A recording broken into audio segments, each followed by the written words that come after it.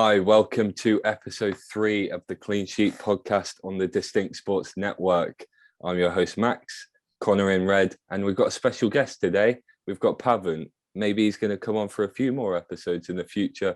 That'd be great. So we're just going to jump straight into it, I think. So the main talking point in English football, at least at the moment, is the Premier League title race. How interesting it's going to be. It's yet to be seen, but Liverpool played on Sunday now against Everton. I don't know if both of you caught the game, but it's probably the closest that I've seen to a derby game in a long time. Connor, you caught. I'm guessing you caught it. So how do you think it went? You're right when you say it's closest to a derby game. It actually was played like a derby rather than, our players just rolling over after 5 minutes and just giving up. But no, Everton, to be fair, I think they did as well as they could. They knew that they were going to get outclassed. They just tried to put as many men behind the ball and make it a bit of a dogfight. And in the first half, it worked, to be fair. They were doing all right, but it just didn't seem sustainable against such a good team. And in the end, obviously, I'm not going to say it was easy for Liverpool because it wasn't, but you could kind of tell throughout the whole game, Liverpool were going to nick that goal, and then they weren't going to concede at any point. And that really does put Everton in the mud now. But with the title race, I just literally can't see Liverpool and Man City dropping points anymore. We've spoken about where they could drop points in the past, but it could be one of those like we had a few seasons ago where they just win every single game from now to the end of the season. Yeah, I mean, I'm starting to get that sort of feeling as well.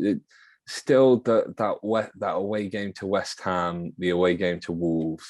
Someone brought up in our comments in the TikTok the other day that West Ham have the Europa League semi-final either side, I think, of the game against Man City.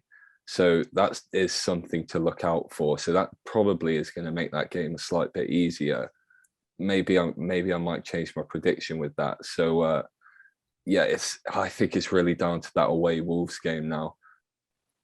Pavan, so your opinion on the Premier League title race now, is there any chance that Liverpool or Man City are going to drop points? Is it like the other year, like Connor said, where it's just going to carry on? Both teams are going to keep winning. So I think Liverpool's key strength is kind of how strong they are mentally.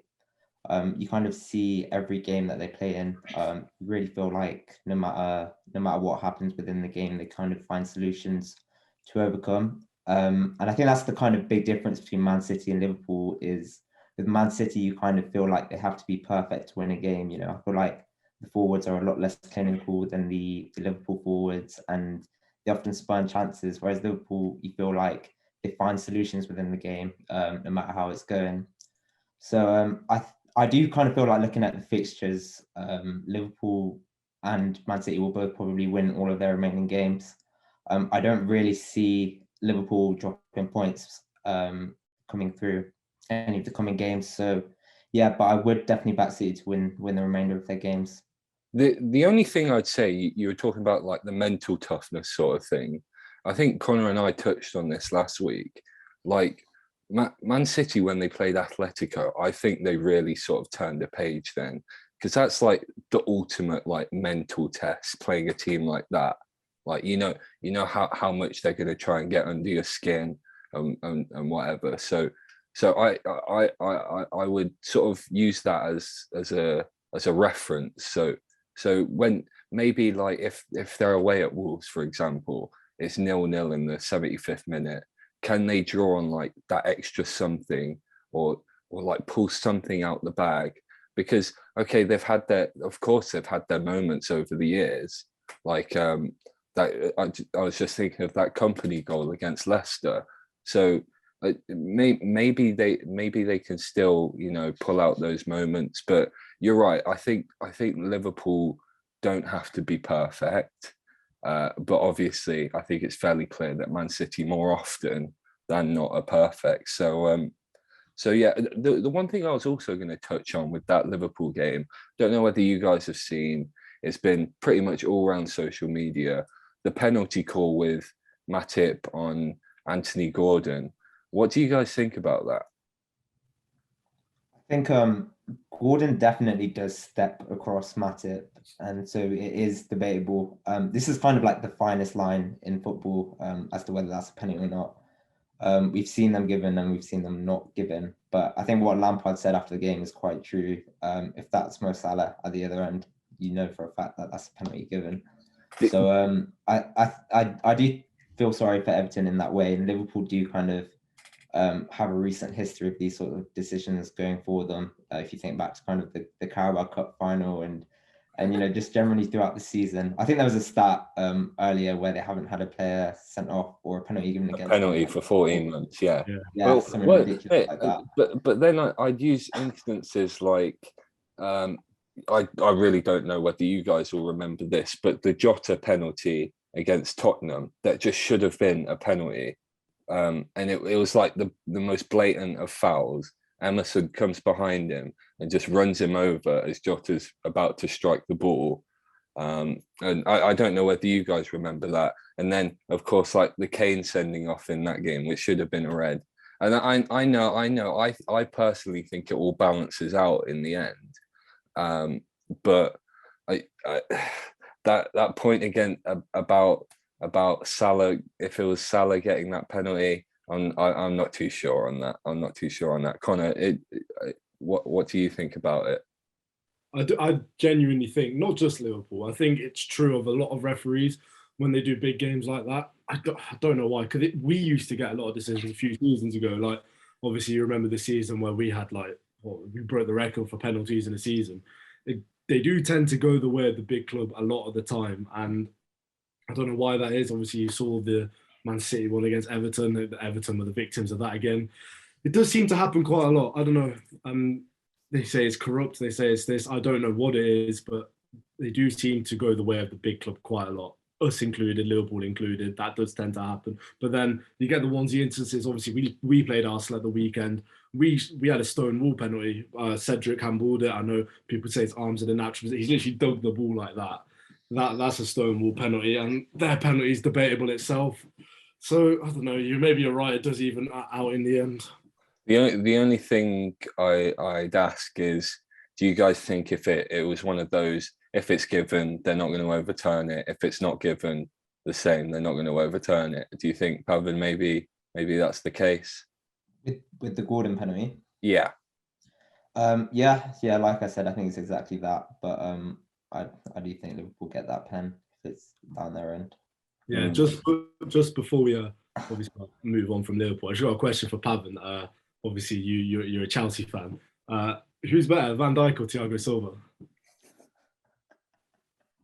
I can't. My heart has to lead me to say Tiago Silva. But Rubbish.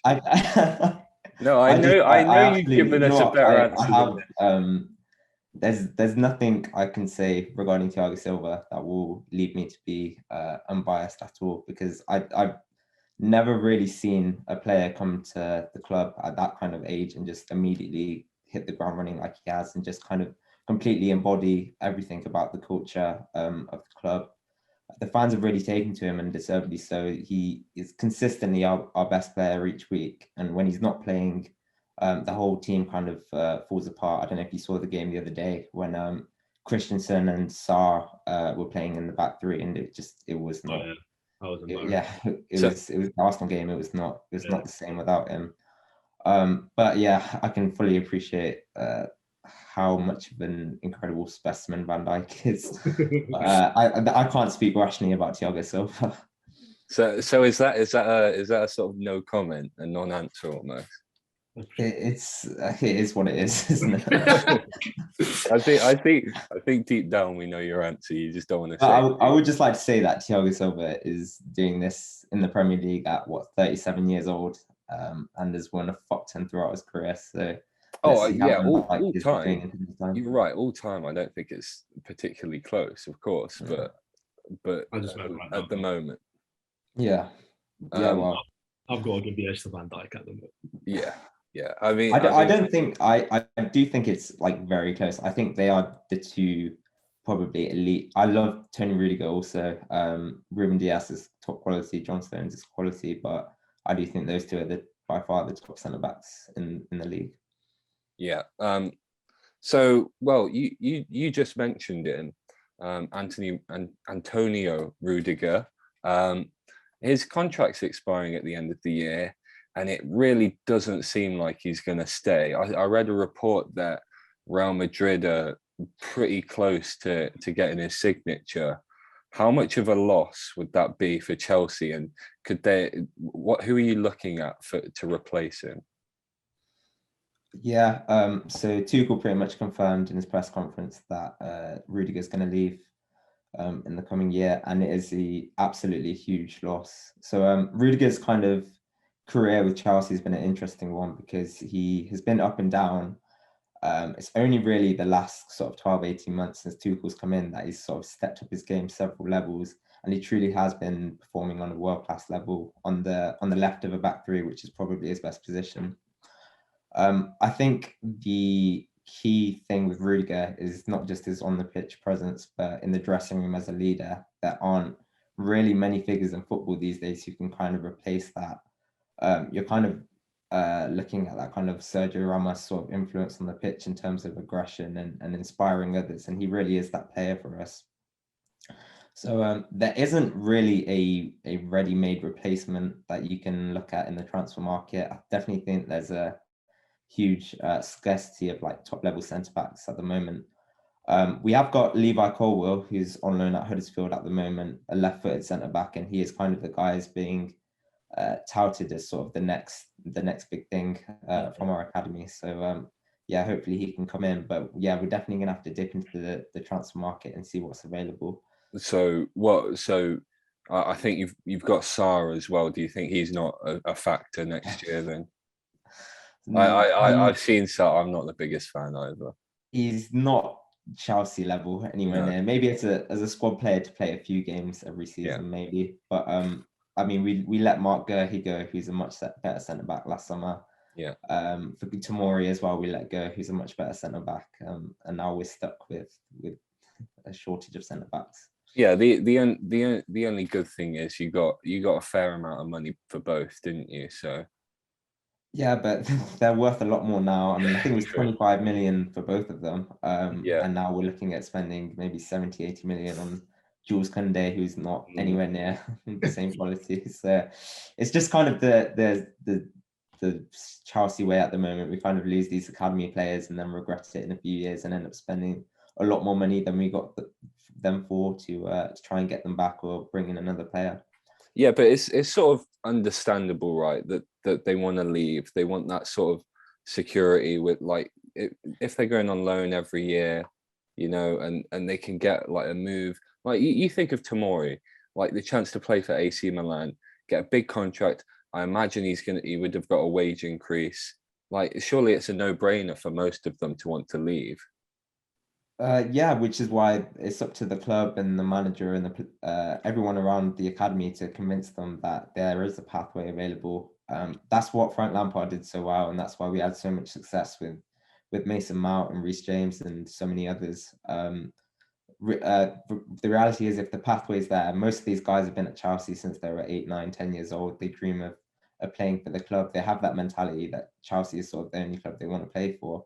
So if you can convince them that the pathway's there, which a lot of the time it is just up to whoever the manager is or who's in charge of recruitment to kind of to show that to the players. I mean, we spent last summer chasing Achraf Hakimi, who's to play right wing back, and we didn't get him. And in doing that, we lost Tino Livramento to Southampton. And now we're short of right wing backs as Reece James has spent the whole season injured. So it just goes to show, you know, if there is space for these guys in the squad, and it's up to us to convince them to stay. Yeah, I am going to stick on Chelsea. I know you won't mind staying on the topic, but you're talking about academy graduates. One guy who's really shown out for Palace this year, Conor Gallagher. Do you think he's got a spot in the squad next year?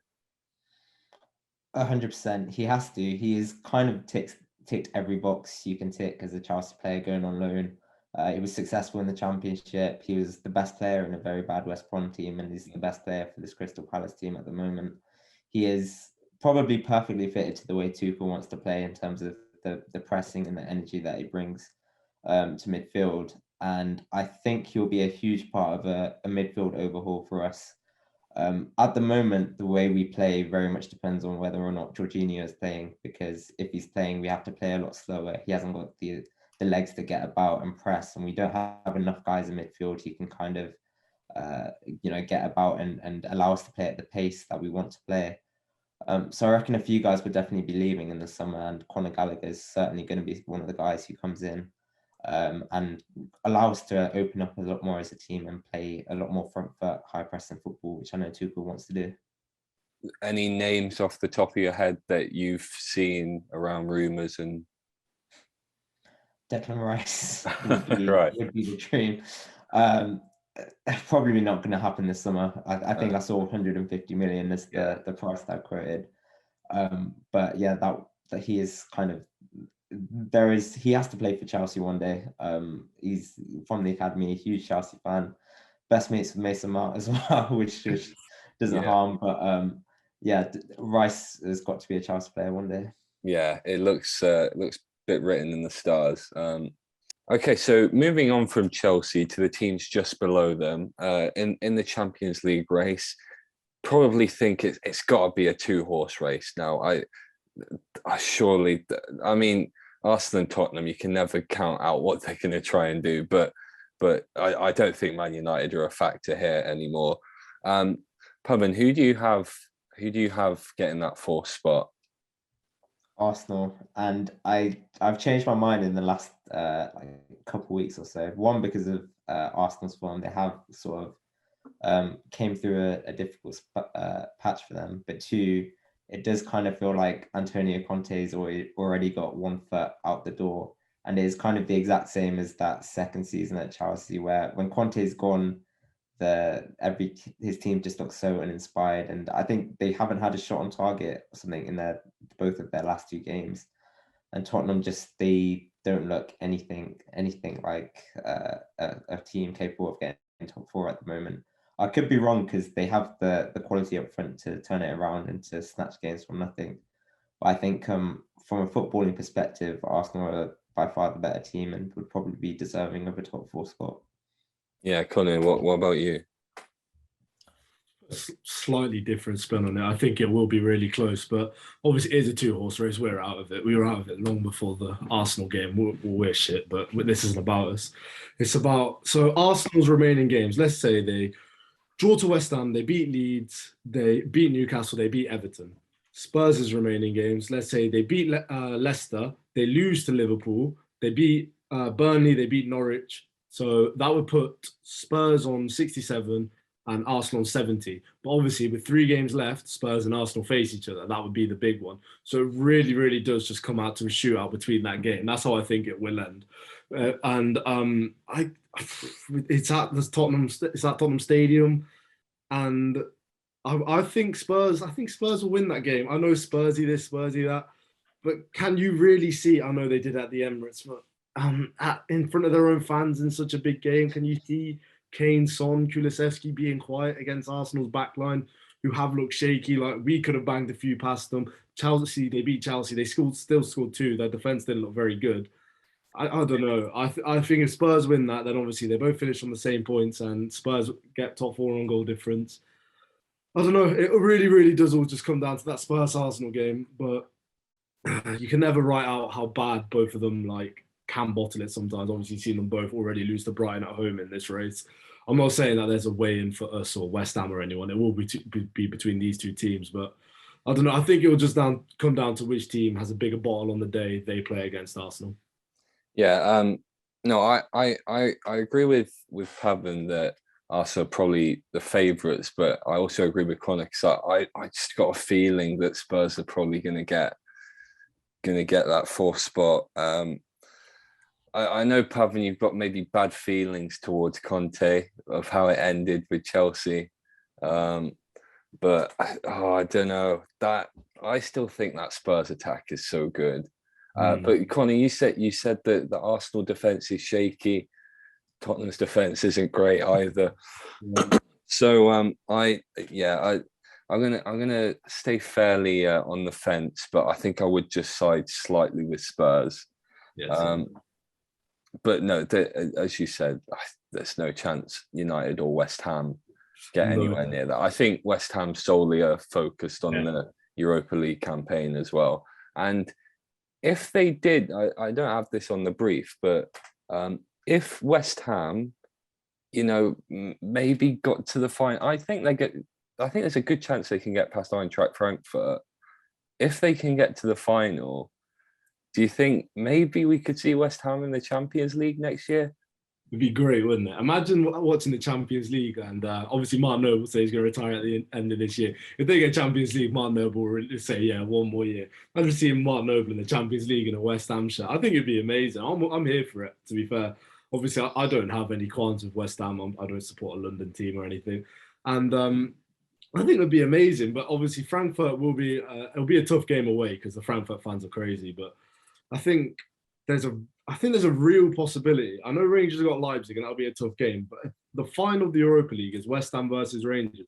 That would be incredible. That would be unbelievable. I'd probably do all I can to get a ticket to that. I probably wouldn't be able to get a ticket to it, but that would be one of the best atmospheres for a European final in recent years.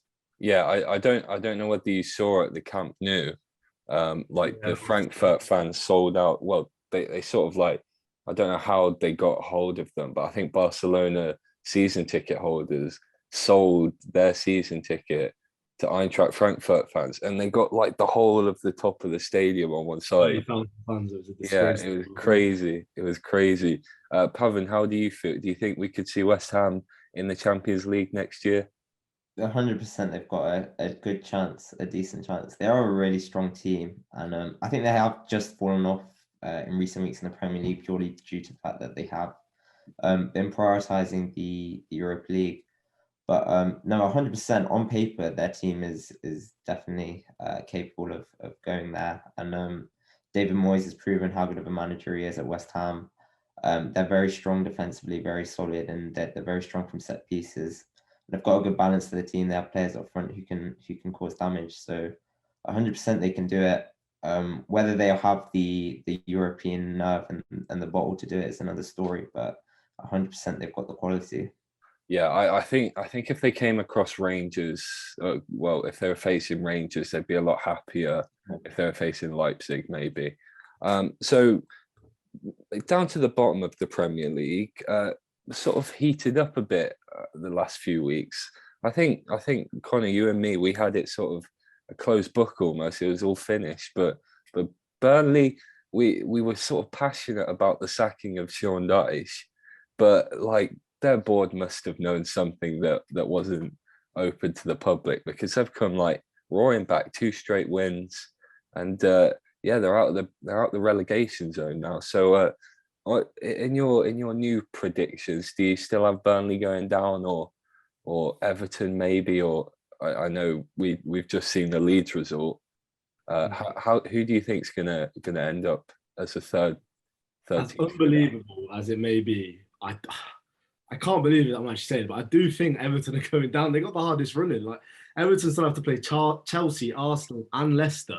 That's 3 very probable losses, and then they have to play Watford. Watford is the biggest must-win game for them, and they're against Brentford, who Brentford are playing a lot better than Everton right now. And then you look at the other team, Burnley, they're running. Okay, they've got Spurs. That'll be a tough one. But apart from that, they've got Watford. They've got to play Villa twice, who are on awful form right now, and Newcastle. And it's just a lot easier for Burnley than it is for Everton. One thing I will say about this, it's not a 2-horse race. Leeds, I know they've just drawn to Crystal Palace, but Leeds, they're still in this because their defense is honestly, it's atrocious, their defense. And Leeds have still got to play Man City, Arsenal, and Chelsea. That's 3 losses, in my opinion, straight off the bat. And their other 2 games are Brighton and Brentford away. And Brentford away is a tough place to go.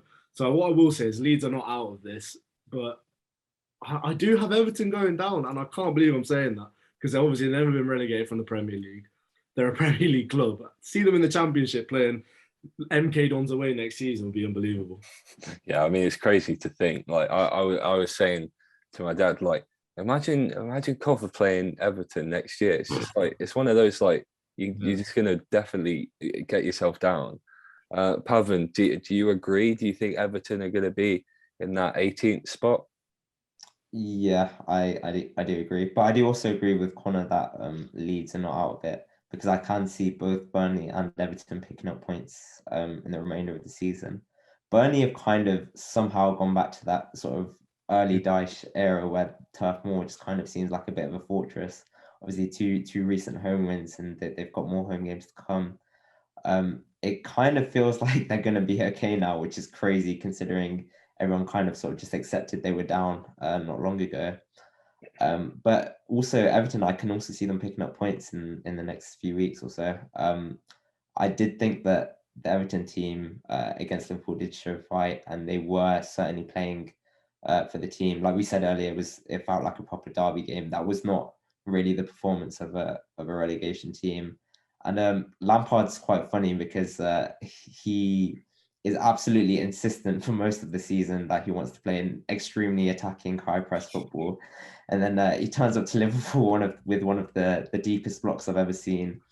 And I think they'll kind of stick with that now for the rest of the season and just sort of start grinding out some results. Well, it's extremely tight. Well, the only thing I was thinking, like, I think this was said in the Sky Sports studio. It might have been like Jamie Carragher or Graham Soon, whoever it was.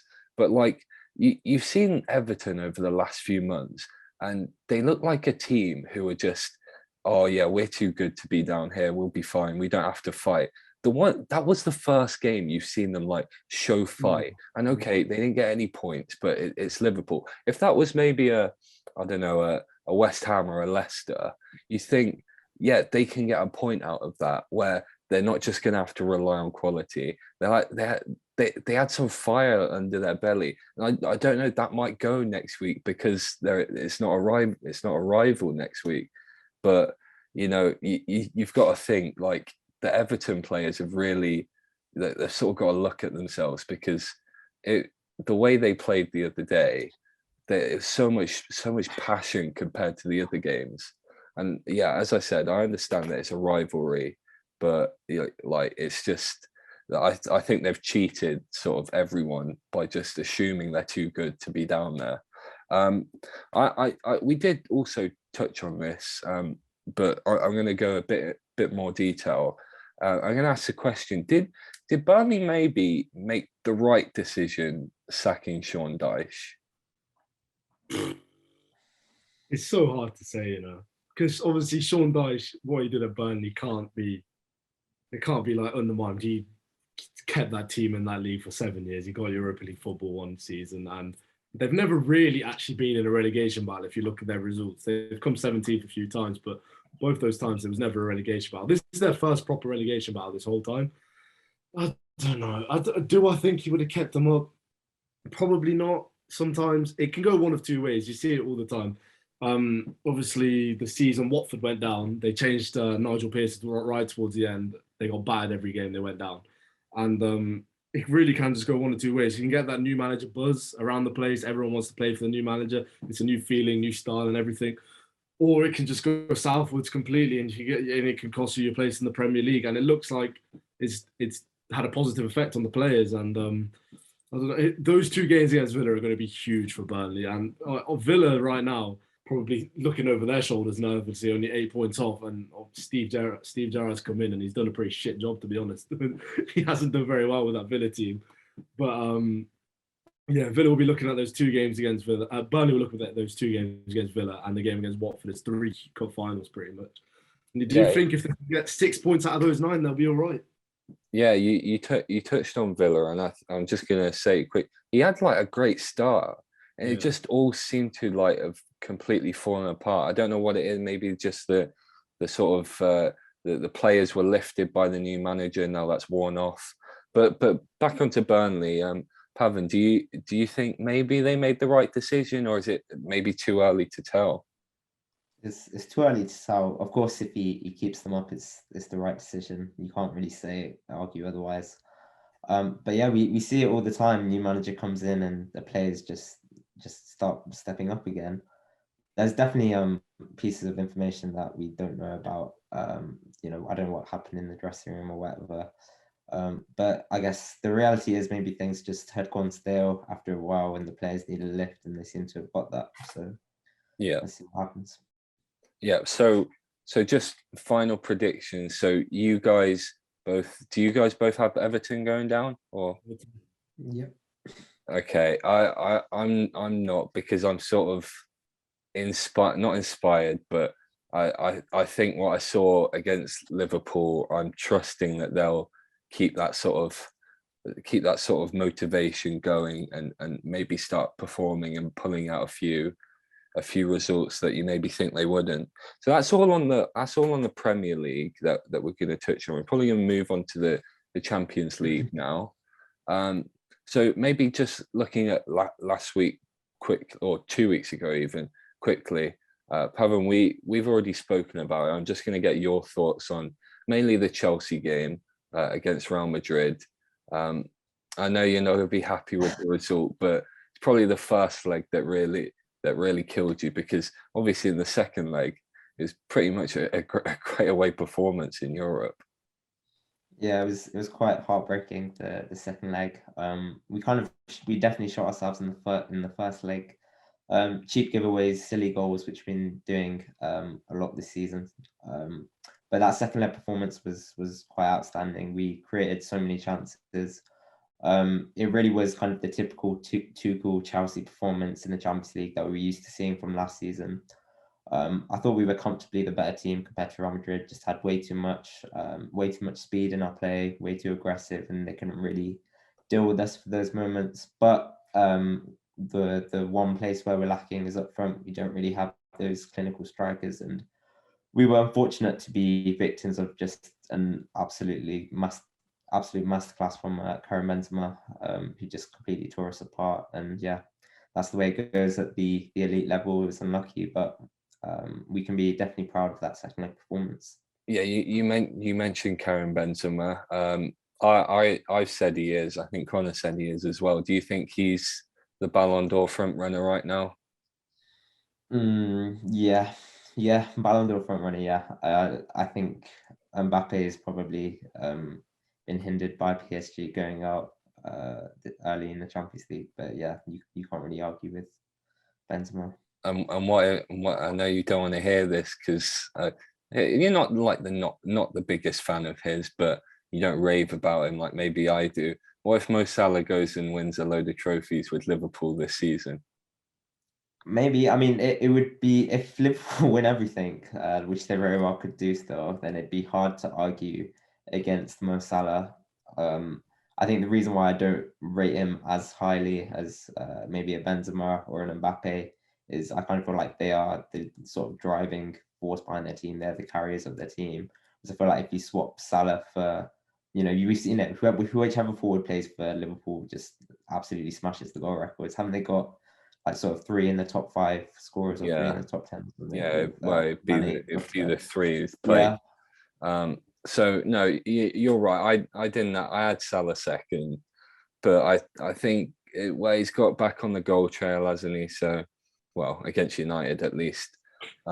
So maybe. Can I ask you who you deem as more important to your team, Van Dijk or Salah? Oh, I would say this rather openly. I say Van Dijk is by far more important. It's not particularly close for me. I don't get me wrong. I love Salah, like one of the most clinical. Well, maybe not even one of the most clinical. I have a lot of great things to say about Salah. Great goal scorer. That's just Salah as a player, right? Like, yeah, you watch him, you're never like completely amazed by this player until he scores, but he scores so often that you just. It's weird to think of a winger, but he's a poacher. He's just a poacher, really. So no, I'd certainly say Van Dijk. Me personally, I've never seen a defender like Van Dijk ever. I think if he carries on, I think he could end up in like the greatest defender conversations, or at least at their best, one of the greatest defenders. Obviously, the first half of his career playing at Southampton, Celtic, and I don't know, somewhere in Netherlands, I think it was Groningen. like that's obviously not going to help because all these other guys have been playing at such a high level since they were young. But at his best, I just love Van Dijk, man. He's just so good. You saw Liverpool without them last year. They had to completely change their style. So yeah, Van Dijk's too important. I've got another question for you, obviously being a Liverpool fan. Who do you think the greatest Liverpool player in the Premier League era has been? You know who I think that is. Well, actually, do you mean like, what do you count as the great? Do you mean like the actual best player? Best player. Like for one season or? No, just best in general, Premier League era. Well, it's Gerrard. It's not though, is it? What? If Salah, Suarez at his best was the best, like he was better than Gerrard, but I don't know whether you're talking like longevity or. Yeah, I think it's Salah. Oh no, Salah doesn't have like. I don't know how to explain it, but okay, if you swap Gerrard for Jordan Henderson in this team, and you put I don't know who's a old Liverpool right wing, Dyke at right wing, I think this Liverpool team would be so much better than that. And you put Salah in and you put Salah and Henderson in that old Liverpool team. I think the difference would be like amazing. I think Liverpool would lose like 2 games a year, and Gerrard would be. This is the thing with Gerrard, right? You can only ever argue from being like whatever conversation you're putting him in. It's always like if buts and maybe arguments. Like if he had a better team, if he had better players behind him or whatever.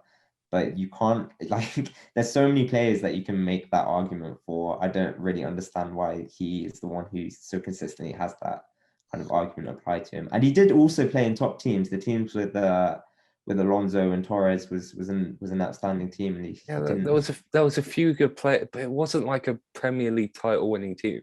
You put Gerrard in the team, and I don't want to get into the Lampard Scholes debate today because we're gonna save that for another time. Like that, there's too much to cover, and I know we'll all be on different bases here. But I know what you mean by it's all hypothetical. If this, if that, but the one guy who like dragged his team through so many different occasions. You could also say the one guy who bottled so many big moments and arguably don't talk to me about that Chelsea result. Don't talk to me about that Chelsea because that wasn't. Not just that. There was a Carabao Cup final as well. There's a lot. He also passed the ball to Drogba once and gave Chelsea. Yeah, that's what I'm talking about. Just so we could win it. Yeah. I'm convinced that prick did that on purpose. I'm convinced he did that on purpose. Yeah, but the Champions League final man of the match. Well, it might have been man of the match, and like literally at halftime, let's be honest, he single-handedly beat one of the greatest teams of all time. Not single-handedly, but he pulled Liverpool up and got us that Champions League final. That picture is still on my wall in there, and it will forever be on my wall. One of the greatest moments in footballing history. That's great, but I want to touch on that final really quickly. And obviously, I'm not undermining what Liverpool did that day because it was great. So obviously they're 3-0 down at halftime. If you actually look at their comeback that day, Gerrard scored a very good header. Their second goal was one of the worst goalkeeper mistakes. He just parries it into the bottom corner. Yeah, but their third goal was a dodgy penalty, which he missed, and it came straight back to him. Oh, and the Jersey dude then saved the goal shot on the line with his chest, without even looking at the ball. It's one of the most luckiest Champions League finals. Oh, come on! You could say this about anything. The only one that comes close is when Chelsea win against Bayern. That was lucky as well. Oh, that was just pure belief more than anything. That was just that Liverpool comeback. I'm not having this luck argument. You could. That is an overrated comeback. As you said earlier, and I'm going to quote you. You make your own luck. It's an overrated comeback, bro. A goalkeeper mistake and a dodgy penalty. And let me remind you of the opposition as well. Like AC Milan team: Inzaghi, Shevchenko, Maldini, Pirlo. Oh my God! one of the greatest teams of all time, and Liverpool did that to them. Well, you had Steven Gerrard, the greatest Liverpool player in the Premier League history. Yeah, no, you had the greatest player of all time in Steven Gerrard. Like, I don't know why it was that. Enough on the best player in Premier League history. We'll move on to the Champions League. As we said, Pavan, we've just spoken about the Chelsea result. So Real Madrid are moving on now to play Man City. I've gone bold. I think it's bold. Connor disagrees with me. I think Real Madrid are going to go through. I don't know why. It might be more out of hope than anything, because I don't want to face Man City in the final. So who do you have getting through that tie? Man City will have way too much for Real Madrid. We comfortably outplayed them across both legs if you discount that weird patch in the first half of the first leg. And Man City are a better team than Chelsea. They will destroy them. And this is a Real Madrid team without Casemiro, right? Who's so important to them in their Champions League success throughout the years. He's the one who holds their midfield and defense together. And without him, I just expect City to completely overrun them in midfield. No Kyle Walker, I believe, for Man City, right? So it would take something special from the Real Madrid front players to win something. No, I mean, looking at it on paper, and of course it's not played on paper, you'd think Man City are going to go through. It's really bad sort of analysis, and I'm pretty sure I'm going to be wrong, but I just think Real Madrid are going to win, and no reason to support it. I just got a feeling, and I think that feeling is just me not wanting to play Man City in the final. No, you definitely can't count out the greatest Champions League team of all time. I agree with you in that sense. Like, in the Champions League, Real Madrid are different animals, but I just feel like this Man City team, Real Madrid have only got one clean sheet in their last 7, and they've played teams like Getafe, Osasuna, and like Celta Vigo in that time. So Man City are going to bag goals tomorrow and in the next leg. And obviously City have only lost one of their last 13, where they just collapsed in the first half against Liverpool. And it really does just hinge on if Benzema can be Benzema, as he has been in the Champions League so far. But I just feel like Man City and Liverpool have got far too much quality for any team in the Champions League. Yeah, and you're probably right. And I think to be fair to Pep, we give him a bit of slander because of his situations that he's been in. But let's be honest, he's probably going to be able to game plan for Benzema. So the one thing also I wanted to bring up, do you think maybe Man City's reputation, like they're not the greatest in the crucial moments in Europe? Pavan, do you think that maybe might play a factor? Potentially, but I feel like it would more likely come in the front. I mean, that's what it is, right? I think no one would say Real Madrid are a better footballing team than Man City, but 100%, if you're looking at clutch moments in the Champions League, they have that in abundance, and Man City are the opposite. They have nothing. It would take a complete masterclass from Benzema, masterclass from Modric, masterclass from Courtois for Real Madrid to stand a chance of going through. For Man City, I can't see it. I do feel like they're just going to out-football Real Madrid. I feel like De Bruyne is going to have so much time and space in midfield playing against Kroos and Modric, who just won't have the legs to keep up with him at that age. And I can't really see a situation where Man City don't go through. And okay, whilst we say you guys say you think Man City will go through, if Real Madrid did end up winning the Champions League, and you'd assume they're going to play Liverpool in the final, that's probably one of the hardest runs through in the knockout stages, like in a long time. I saw a comment on the TikTok again that Barca 09-10 team, I want to say, who went through like the champions of each no, not 09-10, 2015, who went through the champions of each country and went and won the league, went and won the Champions League. That would literally rival that, because okay, you're not playing the champions of each country, but you're beating like probably the at least the 3 best teams in Chelsea, Chelsea, Liverpool, and City. So I mentioned it just then. Liverpool versus Villarreal. Connor thinks Villarreal would have been a tougher test than Bayern Munich. I disagreed. But Pavan, your take on that? How do you feel about that statement? I'd like to hear Connor's explanation for that one. I mean, no, Villarreal have been super impressive in the Champions League. To be fair, Emery's done a great job. I actually think Villarreal Man City would have been a much closer game than Villarreal Liverpool, just simply because the way they match up is probably more likely to squander Man City. They beat similar performance to kind of Atletico Madrid and just being very deep, very organised. But I don't know. I do think they have players that could hurt Liverpool. I mean, Danjuma, I think, is one of the most exciting wingers around these days. He definitely, if he has time and space to run at Trent, if they can get that high up the pitch, it would be an interesting matchup there. But I also just expect Liverpool to have too much for Villarreal.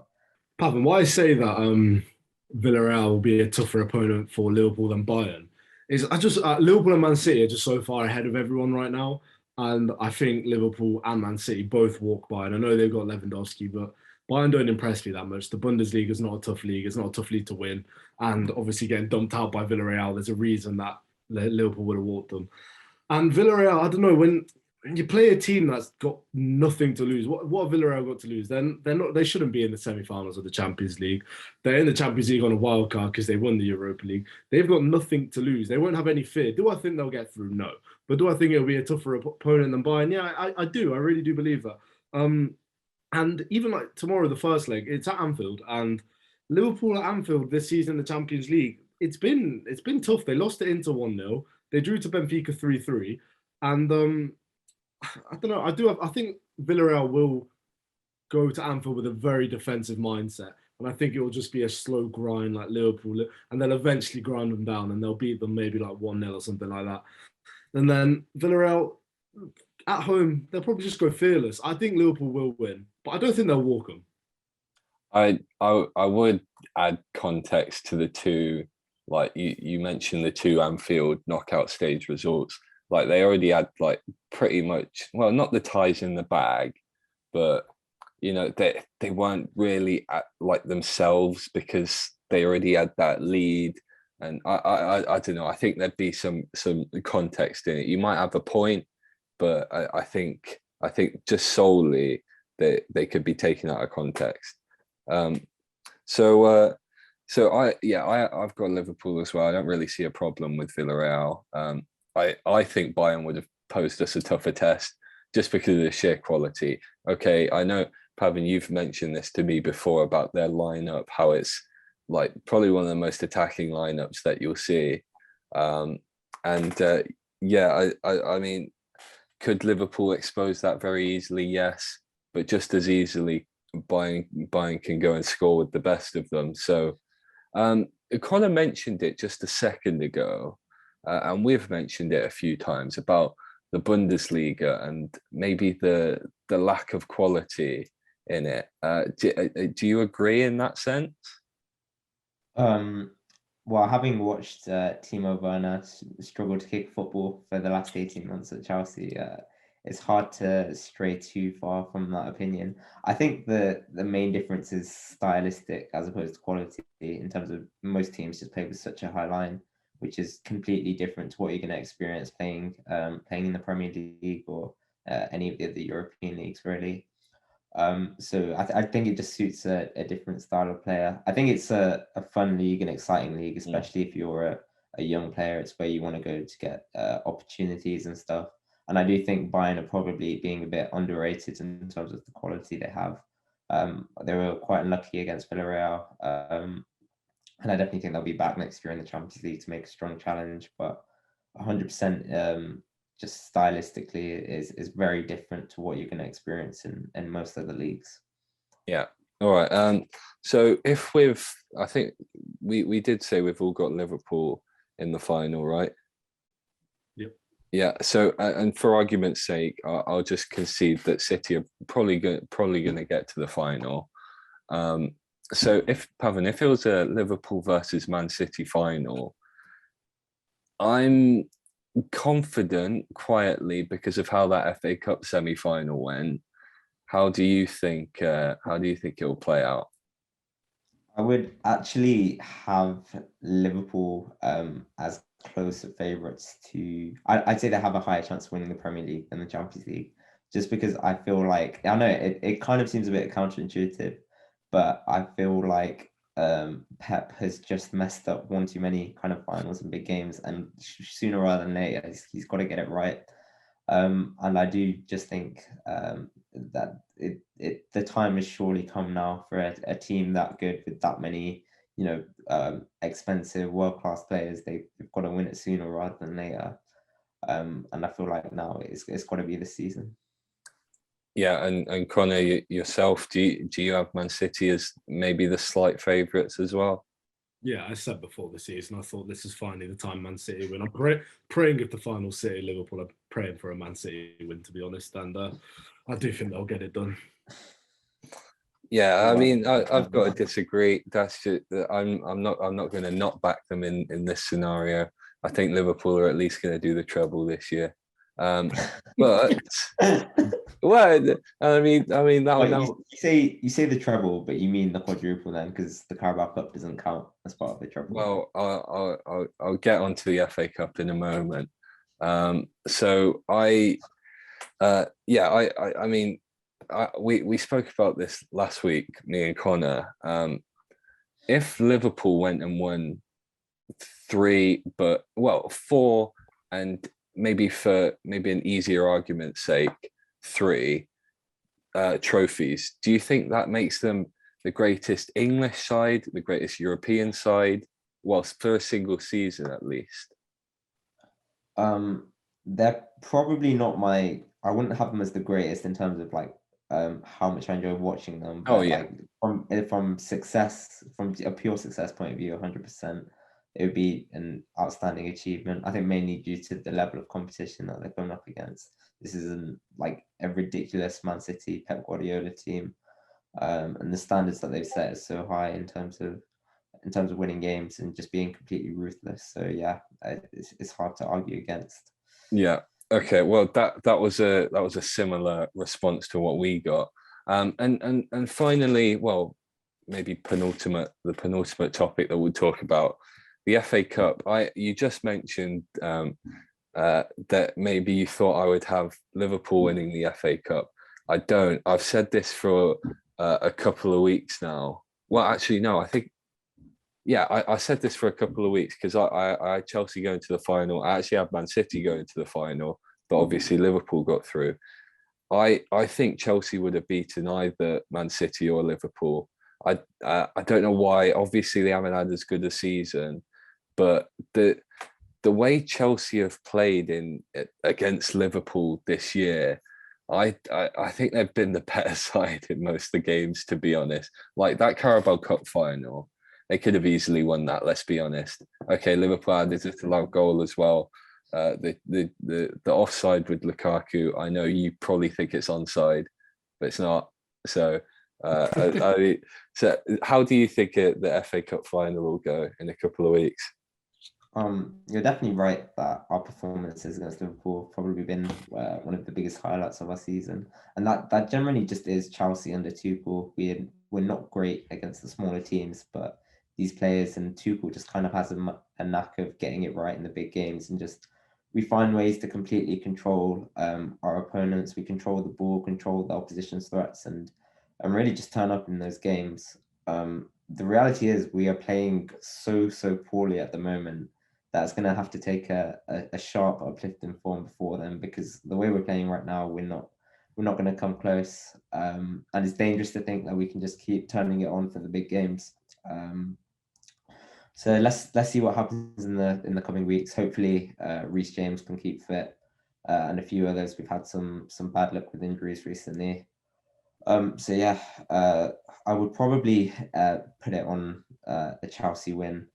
just because I think the law of averages, the way we played against Liverpool this season, to not have a victory is a bit, is quite unlucky. I think the FA Cup will finally be our turn, but we're going to have to play better than we are recently. Yeah, I mean, they've been pretty much like neck and neck. Sorry, in the games all season. Well, it's been three draws, hasn't it? Then the penalty win. Yeah. So Connor, if in your opinion, well, we both think Chelsea can get a result. Are you the same? No, I don't think Chelsea are playing very well right now. Like Pavan said, and I don't see them turning it around before the final. And I just think Liverpool are too good. I think if it was a Man City-Chelsea final, I think the exact same. I think Man City would be too good for them. I get that they do tend to perform a lot better in big games, but I just... The only thing that might save Chelsea is Liverpool will probably have a Champions League final to worry about, the end of the Premier League season to worry about, and they might... I don't know, but then you say they might step off the gas for the FA Cup final. There's no point. It's an FA Cup final. They're not going to step off the gas. And I think Liverpool will. It's a one-off game, but I think I've got Liverpool winning the FA Cup. Yeah. I think Klopp will start Alisson.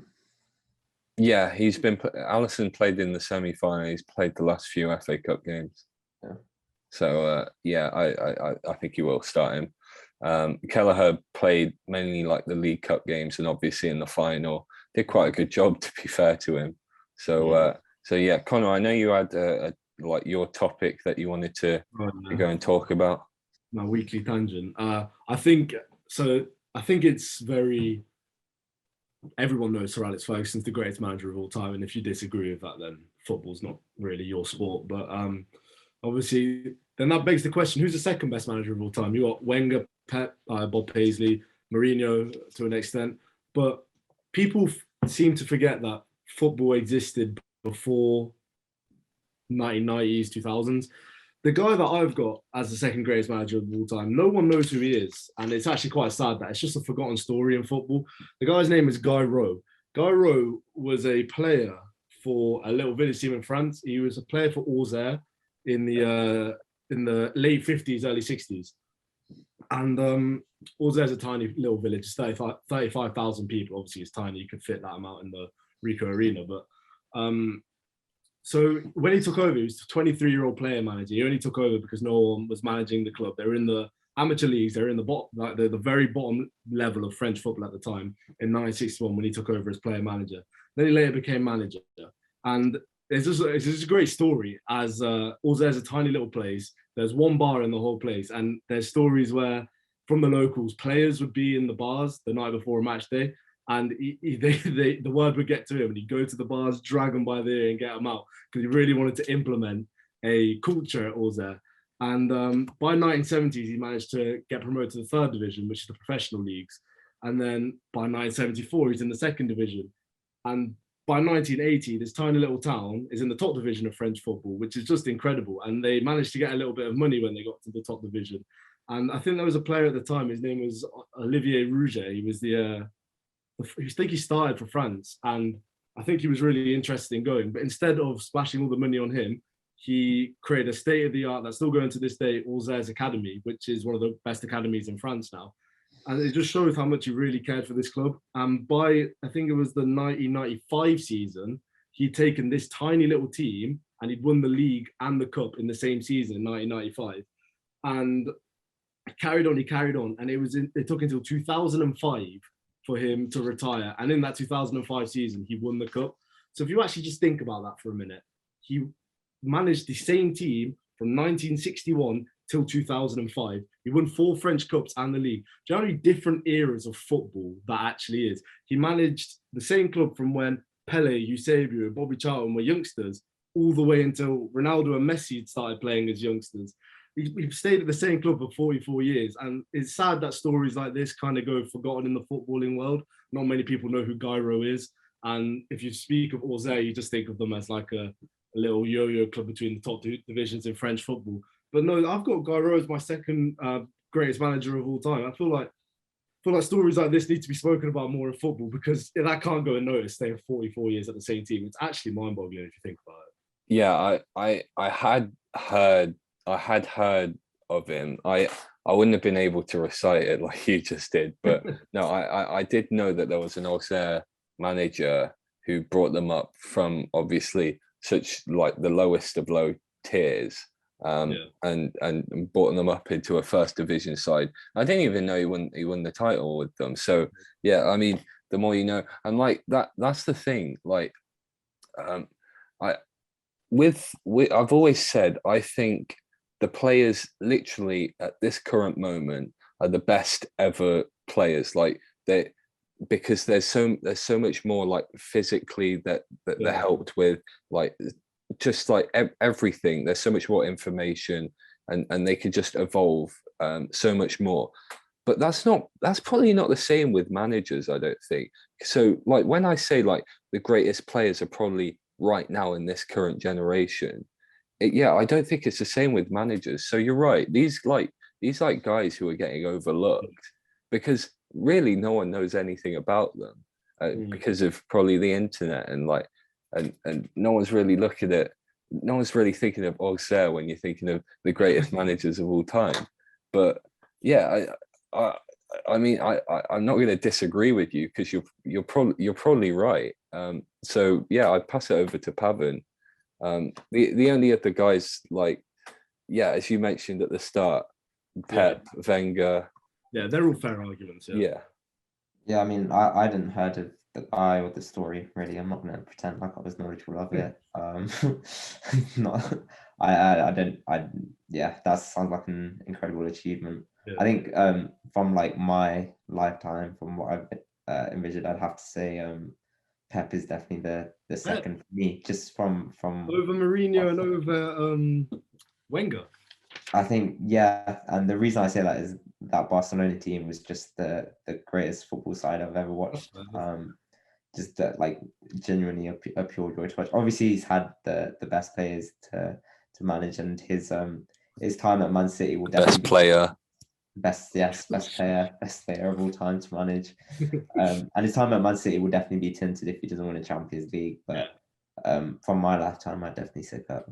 Yeah, I think it's definitely fair to say that style of play wise, nothing will ever come close to how that Barcelona team played. It was just beautiful to watch. It was just football. That's the definition of football. Yeah. No, I think I'm going to leave it on the note that I think give it a couple of years and Klopp might be second, maybe even first. So, you know, how many league titles has he won? Don't worry about that. Don't worry about that. Give it some context. Give it some context. That's just me. You got to give everything some context. All right. So I think that's going to be that. We're probably going to get Pavan back on the show whenever he's free. Maybe sometime in the near future. But that's all from me. I don't know if you guys have got anything else to add. No, enjoyed that. No, awesome. So that'd be that, and we'll see you probably again this time next week.